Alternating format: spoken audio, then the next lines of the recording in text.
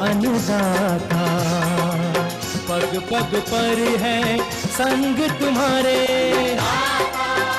अन्नदाता। लहू किसानों का बन के पसीना सींचता है धरती का सीना। मेहनत का तेरी हक दिलवाने, नई तकनीक नई खोज बताने। पशुधन को गुणवान बनाना, पौध सुरक्षा को सिखलाना, खेती के सब गुर समझाने, भारत का सरताज बनाने।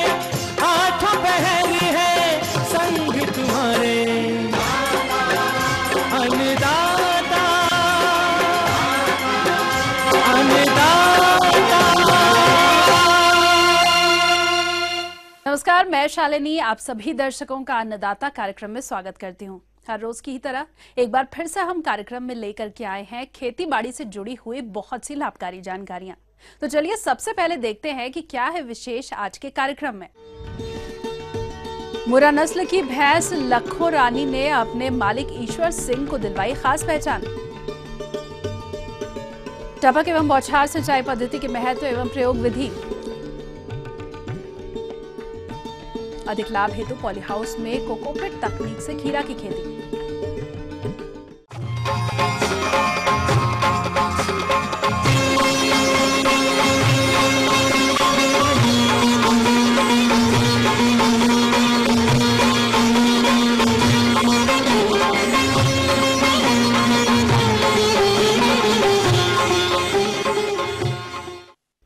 प्रदेश के पढ़े लिखे युवा अपने परंपरागत कार्यों में रुचि ले रहे हैं। नई सोच वाले युवा हर कार्य नए तरीके से करते हैं और ऐसे ही एक पढ़े लिखे युवा हैं हिसार जिले के सिंघवा खास गांव के ईश्वर सिंह। दूध उत्पादन के लिए वो मुर्रा नस्ल की भैंसें पालते हैं और उनके पास लखो रानी भैंस है, जिसके कारण उनकी प्रदेश के साथ साथ अन्य राज्यों के पशुपालकों में भी एक विशेष पहचान बनी हुई है। तो आइए जानते हैं कि मुर्रा नस्ल की भैंस लखो रानी ने किस प्रकार से अपने मालिक ईश्वर सिंह को राष्ट्रीय स्तर पर एक विशेष पहचान दिलाई। 94 से मुर्रा नस्ल की भैंसें पाल रहे हैं और ये तो हमारे परिवार में 3 पीढ़ियों से लगातार इन भैंसों का शौक है। मेरे पास 5 भैंसें और 5 मुर्रा नस्ल की भैंस है। मुर्रा नस्ल की भैंस सबसे अधिक दूध देती है। इसी वजह से इस भैंस की देश और दुनिया में एक अलग पहचान है। मुर्रा नस्ल भैंस ने हिसार के सिंघवा खास के ईश्वर सिंह को एक अनोखी पहचान दी है। युवा ईश्वर सिंह का परिवार पिछले 20 वर्षों से पशुपालन कर रहा है। वर्तमान में उनके पास 5 मुर्रा नस्ल की भैंसें हैं, जिनमें से एक भैंस का नाम लखो रानी है, जिसने पिछले 2 वर्षों से लगातार भैंस प्रतियोगिता में सबसे सुंदर भैंस व सबसे ज्यादा दूध देने वाली भैंस का खिताब अपने नाम किया है। पहले हमारे पास धन्नो रानी भैंस थी, अब उसकी बेटी लखो रानी है, जिसने धन्नो के संन्यास लेने के बाद मोर्चा संभाल लिया है और वो लगातार 2 बार CIRB हिसार में चैंपियन का पुरस्कार जीता है और पिछले साल मुक्तसर में 8 जनवरी को ऑल इंडिया चैंपियन का पुरस्कार जीता था। मुर्रा नस्ल की भैंस लखो रानी की विशेषता बताते हुए ईश्वर सिंह ने कहा कि इसकी उम्र करीब 4 वर्ष है तथा 5 क्विंटल से ज्यादा इसका वजन है। एक दिन में 23 लीटर से ज्यादा दूध ये देती है।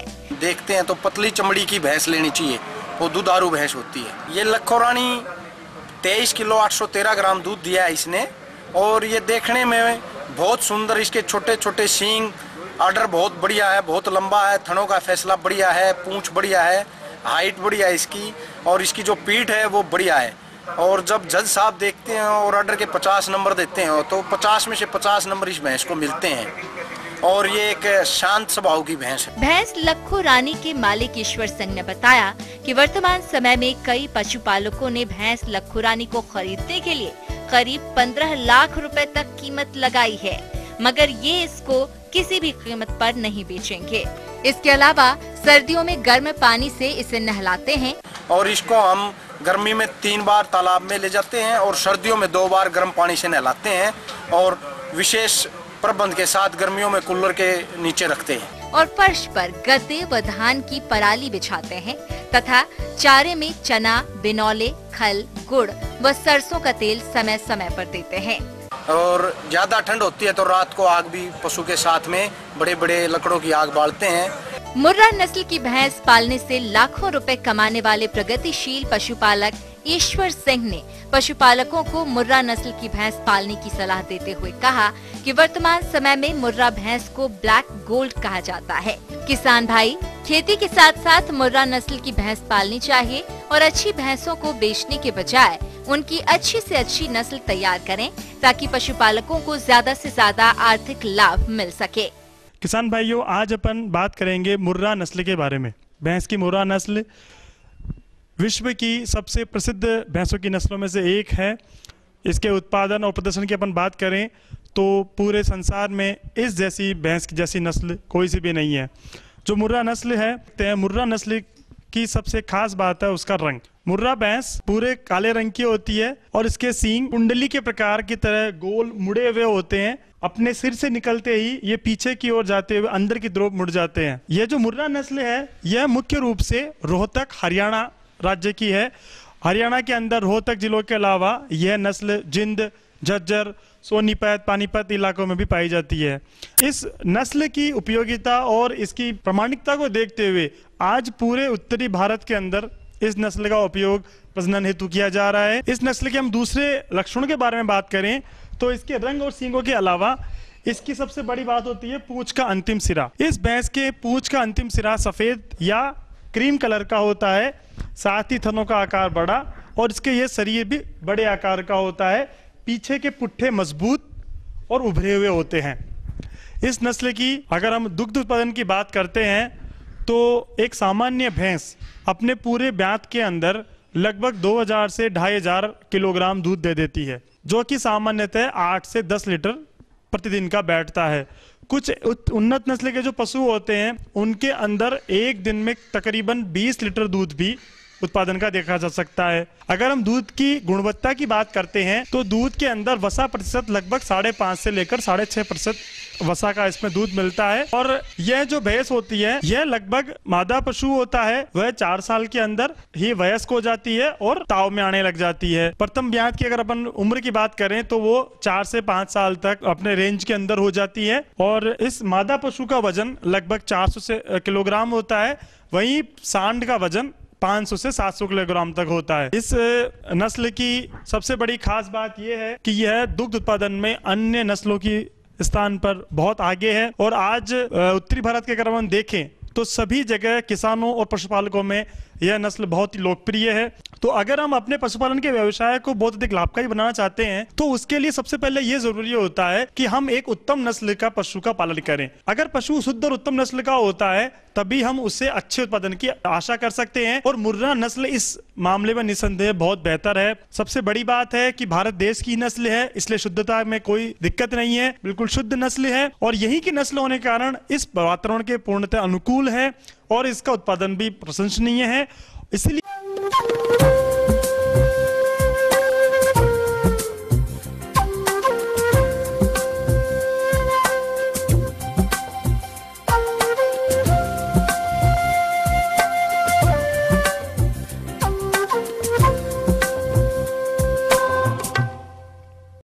जल के बिना जीवन संभव नहीं है, ये कहावत तो आपने जरूर सुनी होगी। और जैसा कि हम जानते हैं कि जल का सबसे अधिक उपयोग फसलों के लिए सिंचाई के रूप में किया जाता है, इसीलिए हमारे वैज्ञानिकों ने सिंचाई की ऐसी तकनीकों का विकास किया है जिसे अपना करके किसान जल की बचत के साथ साथ फसलों से अच्छा उत्पादन ले सकते हैं। तो अगर आप भी इस तकनीक को अपनाना चाहते हैं तो इस विषय पर विस्तार से जानकारी के लिए आइए मिलते हैं हिसार के एक कृषि वैज्ञानिक डॉक्टर राजकुमार से। जो टपका सिंचाई विधि है, माइक्रो इरिगेशन स्कीम, ये पूरी नेशनल लेवल के ऊपर है और इसमें जो है किसानों को बहुत ज्यादा फायदा है। हमारे प्रदेश के जो किसान भाई ड्रिप अथवा स्प्रिंकल सिंचाई पद्धति को अपनाना चाहते हैं तो उन लोगों को ये जान लेना जरूरी है कि हरियाणा सरकार इसके लिए किसानों को कितनी सब्सिडी दे रही है। सरकार इस पे काफी मदद दे रही है, काफी सालों से दे रही है लगातार। इस साल जो है किसानों को, जो छोटे किसान हैं, 5 एकड़ से कम के किसान हैं, वो उनके ऊपर लगभग 65% सब्सिडी है उनको, और जो बड़े किसान हैं उनको लगभग 55% के लगभग सब्सिडी मिलती है। इसके लिए हरियाणा सरकार ने कुछ जो माइक्रो इरिगेशन जो कंपनियां हैं लगाती हैं इसको, वो इम्पेनल कर रखी है, तो किसान किसी भी एक कंपनी से, 2 कंपनी से कंपेयर करके जिससे सही लगे उससे बात कर सकता है और ड्रिप इरिगेशन लगवा सकता है। बागवानी विभाग में आजकल सारा ऑनलाइन है, तो ऑनलाइन कंपनी वाले या किसान उसके ऊपर अपनी फाइल लगा देते हैं और फिर बागवानी विभाग से उसकी स्वीकृति मिल जाती है। और जब सिस्टम लग जाएगा उस टाइम इंस्पेक्शन होगी और इंस्पेक्शन करके अगर वो सही पाई जाती है तो खाते में किसान के में सब्सिडी चली जाती है। अब बात आती है इस पद्धति को अपनाने पर आने वाले खर्चे की, तो किसान भाइयों को ये भी जान लेना जरूरी है कि इस पद्धति को अपनाने पर आने वाला खर्चा मुख्यतः फसल पर निर्भर करता है कि आप कौन सी फसल लगा रहे हैं। जैसे बाग लगाएगा, बाग अगर उसकी लाइन 20 बाई 20 फीट पे है तो उस पे थोड़ा आएगा, किसी की लाइन 10 बाई 10 फीट पे तो उस पे ज्यादा आएगा, और मान लो सब्जी में लगाएगा तो वहाँ पे 2.5 फुट में लाइनें है तो वहाँ ज्यादा आएगा। ये वेरी करता है किस उसके ऊपर लगानी जा रही है। तो ये मतलब खर्चा तो समझोगे 20,000 रुपए से लेके 15,000 रुपए भी हो सकता है, 30,000 रुपए भी हो सकता है। ये तो किस क्रॉप पे लगाई जाती है उसके ऊपर खर्चा निर्भर करता है। देखिए, अगर हमारे यहाँ जैसा कि अक्सर देखा गया है पानी की कमी काफ़ी किसान महसूस करते हैं, तो उसके लिए ज़रूरी है कि हम वैज्ञानिक विधि टपका या फुहारा सिंचाई प्रणाली ज़्यादा से ज़्यादा अपनाएं, वनस्पति की पारंपरिक विधि। जब हम ये वैज्ञानिक विधि टपका सिंचाई या स्प्रिंकलर सिस्टम जब हम अपनाते हैं तो हमें खास करके ये ध्यान रखना है कि किस तरह की फसल है और किस तरह की हमारी भूमि है। ड्रिप विधि रेतीली और खारिया जमीन व खारा पानी के लिए भी अनुकूल है। इस विधि द्वारा लवणीय तथा ऊंची नीची भूमि को बिना समतल किए इससे समान मात्रा में सिंचाई संभव हो जाती है। ये विधि बागवानी तथा सब्जी फसलों के लिए अत्यंत ही लाभदायक है। और इसके साथ साथ ऐसी फसलें जो कुछ दूरी पर लगाई जाती हो, जैसे कि बागवानी की सभी फसलें, सब्जियों वाली फसलें, कपास की फसल और गन्ने की फसल, तो इनमें हम टपका सिंचाई प्रणाली लगा सकते हैं। स्प्रिंकलर जो प्रणाली है या फुहारा सिंचाई प्रणाली है उसको हम लगभग सभी फसलों के लिए प्रयोग कर सकते हैं। इन विधियों के जो हमारी वैज्ञानिक विधियां हैं, इनका फायदा ये है, इस विधि से सिंचाई करने पर पानी की 60 से 70% तक की बचत के साथ मजदूरी की भी बचत हो जाती है। सही तरीके से जल प्रबंधन करने पर भूमि में वायु और जल का सही अनुपात होने से पौधे स्वस्थ रहते हैं तथा हमें पैदावार भी अच्छी मिलेगी। और जो हमारे को उत्पादन मिलता है इससे, जैसे फल मिलते हैं या सब्जियां मिलती है, कोई भी पैदावार है, उसकी जो क्वालिटी है वो भी उत्तम मिलती है हमें, जिससे कि बाजार में उसका भाव भी अच्छा मिलता है। इसके अन्य फायदे ये हैं कि इससे खेत में खरपतवार कम होती है, जिससे कि हमारे को मजदूरों की कम आवश्यकता पड़ेगी। खेत में हमारे को कम से कम खर्चे करने पड़ेंगे, खेत को लेवल नहीं करना पड़ेगा। तो इस तरह से ये प्रणाली के इनके कुछ फायदे। इसी तरह स्प्रिंकलर सिंचाई प्रणाली है, उससे भी पानी की काफी बचत होती है, लेकिन उस प्रणाली में हमें कुछ बातें ध्यान रखनी चाहिए हमारे किसान भाइयों को कि जहां तक संभव हो सके सिंचाई करते टाइम ठंडे समय का चुनाव करें। जैसे सुबह सुबह जल्दी कर सकते हैं या शाम को देर से कर सकते हैं। गर्मी के समय अगर हम इससे बच सकते हैं, इसकी सिंचाई उस समय ना करें, क्योंकि खास करके अगर हमारे पानी में जो है नमक वगैरह हो या पानी की जो क्वालिटी है वो उत्तम ना हो, तो ठंडे समय में करने से इससे ज्यादा फायदे हैं। तो ये थी कुछ उपयोगी जानकारियां। अब लेंगे एक छोटा सा ब्रेक, जल्द हाजिर होंगे। आगे और भी बहुत सी महत्वपूर्ण जानकारियां हैं।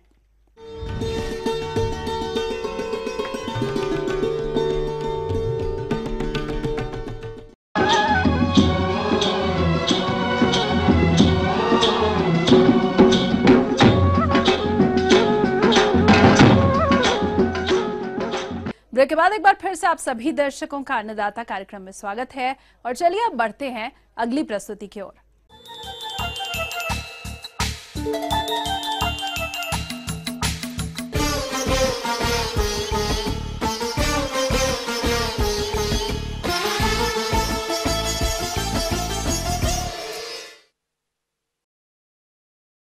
हाईटेक खेती के अंतर्गत हमारे राज्य के बहुत से प्रगतिशील किसान पॉली हाउस में खीरा की खेती करके अच्छा लाभ ले रहे हैं। लेकिन इन्हीं में से एक किसान ऐसे भी हैं जो कि पॉली हाउस के अंदर कोकोपिट तकनीक से खीरा की खेती कर रहे हैं। तो इन्होंने पॉली हाउस के अंदर खीरा की खेती कोकोपिट में किस तरह से की है, इस बारे में जानते हैं ग्राम करमदी, जिला रतलाम के प्रगतिशील किसान भगवती लाल पवार से। यहाँ पर हम लोग पॉली हाउस के अंदर कुकुम्बर, खीरा ककड़ी का क्रॉप लगा है, उसको हम उत्पादन भी ले रहे हैं। और खीरा ककड़ी लगाने का जो हमने जो लगाया है उसकी प्रेरणा हमें महाराष्ट्र के कुछ समृद्ध किसान ने लगाया, उसको देख के हमने भी यहाँ पर नया प्रयोग किया है। हमारे ज़िले में हम लोगों ने 1000 स्क्वायर मीटर का पूरा हमारा एरिया है, उसके अंदर करीब 3000 पौधे लगाए हैं। और इसकी खासियत ये है कि हमने इसको बिना मिट्टी के बैग के अंदर कोकोपीट भरा, उसके बाद इसके अंदर हमने पौधे तैयार करके उसके अंदर लगाए हैं। और लगाने के लिए हमने नीचे एक विडमेट लगा रखी है। ये विडमेट जो इसके ऊपर बैग है और पूरा ये मिट्टी रहित है। इस किसान ने पॉली हाउस के अंदर पॉली बैगों में कोकोपीट भरकर ड्रिप विधि से खीरा की फसल लगाई है, जिसमें कि मिट्टी का बिल्कुल भी इस्तेमाल नहीं किया गया। तो ऐसा करने पर इस किसान को क्या क्या लाभ होता है, आइए जानते हैं इसी किसान से। इसके अंदर खरपतवार नहीं होता, मुख्य इसके बेनिफिट ये है। और हमारा जो खाद देने का एक इसमें तरीका होता है, हम खेती में जब देते हैं तो खुले में खाद देते हैं, उसमें भी ड्रिप लग सकती है, लेकिन इसमें लगाने से ये है कि इसमें माइक्रोन्यूट्रंस की जो पूर्ति होती है, कोई सा भी हम खाद दे रहे हैं और वो कम मात्रा में लगता है, वो चीज़ की हमारी एक बचत होती है। बीमारियों के बारे में बात करें तो पॉली हाउस के अंदर रहने की वजह से यहाँ पर बीमारियों का भी अटैक कम होता है। इसमें एक ये है कि मिट्टी जनित जो रोग होते हैं वो नहीं होता। कोकोपीट के अंदर लगाने से इसमें रूट डेवलप भी बहुत अच्छे से होता है। इसके उत्पादन की बात करें तो इसमें हमें एक पौधे से भी 1.5 से 2 किलो वजन का भी यदि हमें फल मिलता है तो मैं 3000 पौधों से लगभग 6000 किलो के लगभग हम लोग उत्पादन ले सकेंगे। बाहर जो खुले में जो मिट्टी में होता है उसकी और इसकी क्वालिटी में बहुत अंतर है।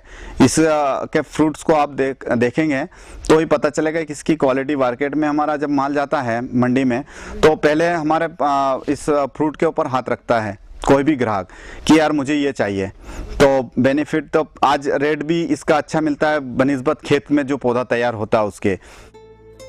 किसान भाइयों, अभी आपने इस विधि से लगी खीरा की फसल के लाभों के बारे में जानकारी हासिल की। अब आइए जानते हैं कि ये किसान खीरा की फसल से अधिक उपज लेने के लिए खीरा के बीजों की बुआई से लेकर फलों की तुड़ाई तक के प्रबंधनों को किस प्रकार से करते हैं। पहले उसके अंदर नीचे विडमेट बिछाया है, 5 किलो के बैग के अंदर हमने कोकोपीट भर के पौधे से पौधे की जो दूरी होती है, जो ड्रिप के अंदर होल होता है वो 1.25 फीट के लगभग है। फिर जो जिस जगह में अभी खड़ा हूँ इस रो की बात करें तो ये 3 फीट का है, जिसके अंदर आसानी से हम लोग घूम फिर सकते हैं, तुड़ाई आसानी से हो सकती है, किसी पौधे को कोई नुकसान ना हो। इस तरह से करने से ये है कि आराम से हम लोग इसकी तुड़ाई वगैरह हो सकती है।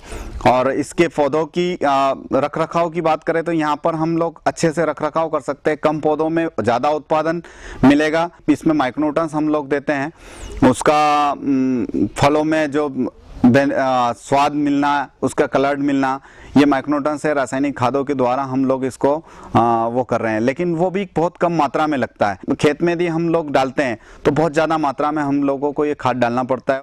किसान भाइयों, हम जानते हैं कि इसमें पौधों की लंबाई धीरे धीरे बढ़ती जाती है और अधिक उपज के लिए इनको धागा द्वारा चढ़ाना जरूरी होता है।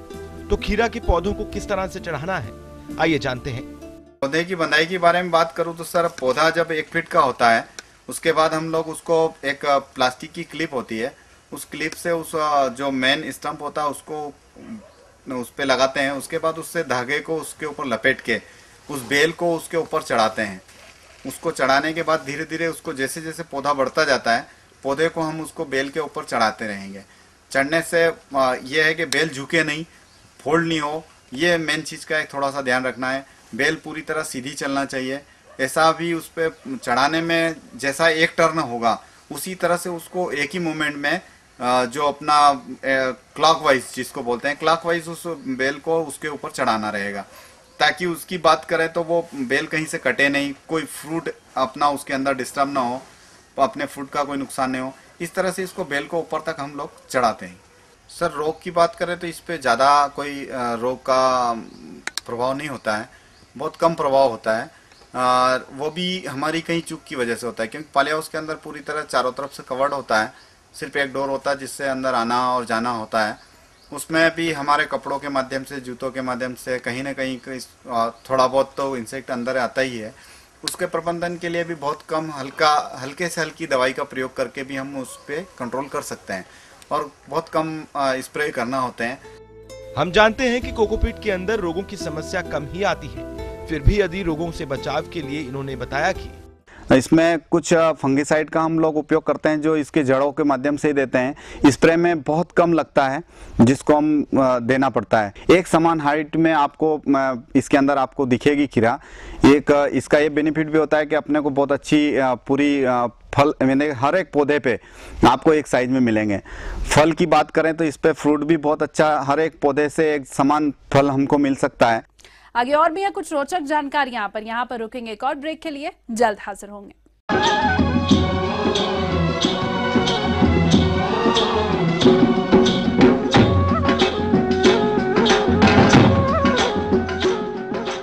ब्रेक के बाद एक बार फिर से आप सभी दर्शकों का स्वागत है और चलिए अब रुख करते हैं अगली कड़ी की ओर।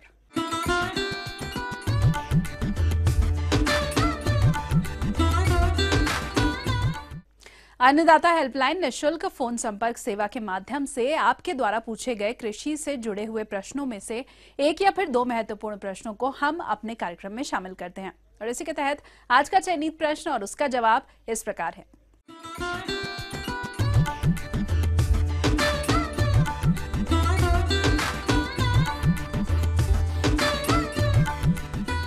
आजकल बाजार में आंवला बहुतायत से मिल रहे हैं, पर हम उससे के विभिन्न उत्पाद तैयार कर सकते हैं। किसान भाई यदि आंवला के फलों से उत्पाद तैयार करके बेचते हैं तो वो मिलने वाले लाभ में बढ़ोतरी कर सकते हैं। इसी के अंतर्गत आज हम सबसे पहले बताने जा रहे हैं आंवले की सुपारी और आंवले के लड्डू बनाने की विधि के बारे में। तो इनको बनाने के लिए कौन सी सामग्री की जरूरत है तथा इनको कैसे बनाना है। आंवले की सुपारी के लिए हमें आंवला, स्वस्थ आंवला लेना होगा। उसमें आंवलों को उबालकर उनकी गुठलियां और कलियां अलग करके कलियों में हम काला नमक, जीरा, अजवाइन और सादा नमक और सेंधा नमक मिलाकर इनको धूप में सुखाने के लिए रख सकते हैं। ये सूखने के बाद आंवले की सुपारी तैयार हो जाएगी। इसी तरह से आंवले के लड्डू भी तैयार कर सकते हैं। आंवले के लड्डू के लिए हमें कच्चे आंवले को कद्दूकस करना है। पानी उबालने के बाद उसमें आंवला डाल के तुरंत निकालना है। निकालने के बाद उसका पानी सुखाना है। सुखाने के बाद उसमें चीनी मिलाना है। चीनी मिलाने के बाद हम उसको ये देखेंगे कि हमारे लड्डू बनाने के लिए मिश्रण तैयार हो गया है। तब उसमें हम इलायची और ड्राई फ्रूट्स मिलाकर उस लड्डू तैयार कर लेंगे। लड्डू तैयार होने के बाद उसमें नारियल का जो बूरा है उसमें लपेट देंगे तो हमारे लड्डू तैयार हो जाएंगे। इसके अलावा आंवला के फलों से मुरब्बा और जैम भी तैयार कर सकते हैं, जिसे बाजार में बेचकर किसान भाई अच्छी आय कमा सकते हैं। तो आंवले के फलों से मुरब्बा और जैम बनाते वक्त कौन कौन सी सामग्री की आवश्यकता होती है तथा इनको किस तरह बनाया जाता है, आइए जानते हैं। आंवले के मुरब्बे बनाने के लिए हमें 1 किलो आंवला, शक्कर 1.5 किलो, उसमें साइट्रिक अम्ल 5 ग्राम, फिटकरी 20 ग्राम की आवश्यकता होगी। इसी तरह बहनों हमें क्या करना होगा, आंवलों को गोदना होगा। गोद कर उसको 3 दिन फिटकरी के पानी में डालना है। फिटकरी में 3 दिन डालने के बाद उसको अच्छे से साफ करना है। चौथे दिन हमें आंवले को उबालना है। उबालने के बाद उसमें शक्कर डालनी है। 1.5 किलो शक्कर की आधी शक्कर डालनी है। उसके बाद फिर हम चौथे दिन हम देखेंगे कि आंवला हमें बाहर निकालेंगे, चाशनी को गाढ़ा करेंगे। चाशनी को गाढ़ा करने के बाद हम उसको आंवले को उसमें डाल देंगे चाशनी में। फिर हम 5वें दिन देखेंगे कि हमारा आंवले की जो चाशनी है वो पतली हो गई है। फिर हम आंवले के फल को बाहर निकालकर चाशनी को गाढ़ा करेंगे। इस तरह से हमें 2-3 दिन तक आंवले की चाशनी को गाढ़ा करना है। गाढ़ा करना इसलिए ज़रूरी है कि अगर हमारा चाशनी पतली रह जाएगी तो उसमें फंगस आ जाती है और उसमें गंध आती है। इस तरह से हमें आंवले को चाशनी को बार बार गाढ़ा करना होता है। जब वो पतला होना बंद हो जाता है तो हमारा आंवले का मुरब्बा तैयार हो जाता है। आंवले का हम जैम भी तैयार कर सकते हैं। आंवले के जैम के लिए हमें क्या क्या सामग्री लगनी है आप नोट कर लीजिए। आंवले के जैम के लिए हमें 1 किलो आंवले में हमें 1.5 किलो शक्कर की ज़रूरत पड़ती है। तो आंवले को उबालने के बाद उसकी कलियां निकाल लेते हैं और उसको फिर पीस लेते हैं। आंवले को पीसने के बाद उसमें 1.5 किलो शक्कर डालकर हमें भगोने में पकाना होता है। हमें इतना पकाना होता है कि वो जैम की तरह गाढ़ा हो जाए। हमें जैम तैयार हो गया ये पता करने के लिए 3 प्रकार के टेस्ट लगाने होते हैं। सर प्लेट में हम डालकर देखते हैं अपने मिश्रण को कि वो उसके आसपास पानी ना बह रहा हो। अगर पानी बह रहा होता है तो हमें आंवला और पकाना होता है। और हम चम्मच से डाल के देखते हैं, जब हम चम्मच से देखते हैं कि वो वी शेप में अगर गिर रहा है तो हमारा आंवला का जैम तैयार है। 1 गिलास पानी में जैम की बूंद डालकर देखते हैं, अगर जैम वही नीचे जम गया तो हमारा जैम तैयार है। अगर वो घुल गया उसमें तो फिर हमें दोबारा से वो जैम और पकाना होता है। इस तरह से हमें गरम गरम ही जैम कांच की बोतल में भरना होता है।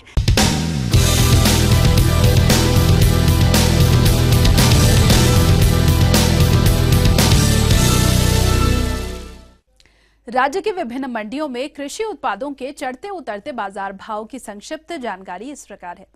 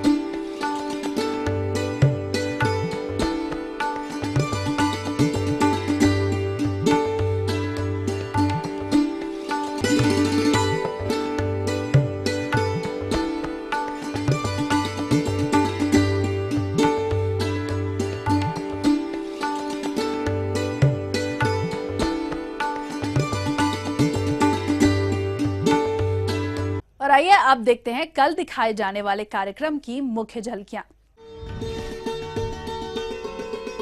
स्ट्रॉबेरी उत्पादन एक सफल किसान का अनुभव, फूलों और फली बनने की अवस्था पर मटर की फसल में किए जाने वाले जरूरी कार्य।